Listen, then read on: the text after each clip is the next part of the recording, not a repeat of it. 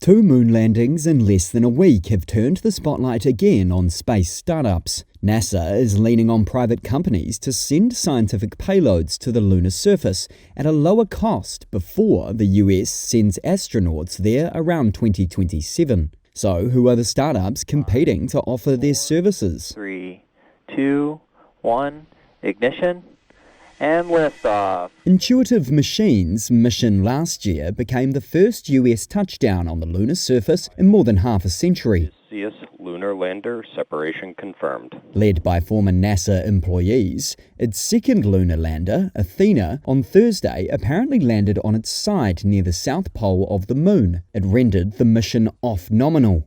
The company has one more planned mission to deliver additional research tools to the lunar surface for NASA. However, the company has delayed the mission, scheduled for 2026, to wait for the deployment of its communications satellite.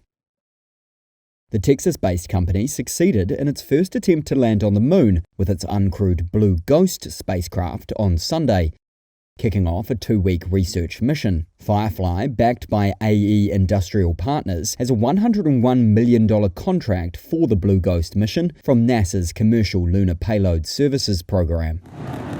Elon Musk's SpaceX, one of the world's most valuable startups, has led the private sector's efforts in the space industry, but its latest test launch of the Starship mega rocket, meant to take humans to Mars, exploded after minutes in space, marking the second straight failure this year. Its 7,000-strong Starlink satellite constellation provides broadband to parts of Earth. And we have liftoff.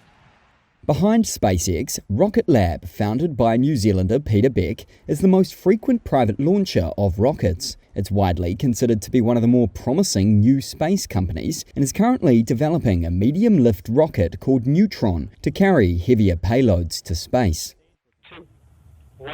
Jeff Bezos-owned Blue Origin has been selected by NASA to develop its Blue Moon human landing system for the Artemis 5 mission. At a contract value of $3.4 billion, the company plans to launch its uncrewed Mark 1 cargo lander to the moon this year to test hardware. The company also competes with British business tycoon Richard Branson's Virgin Galactic for space tourism.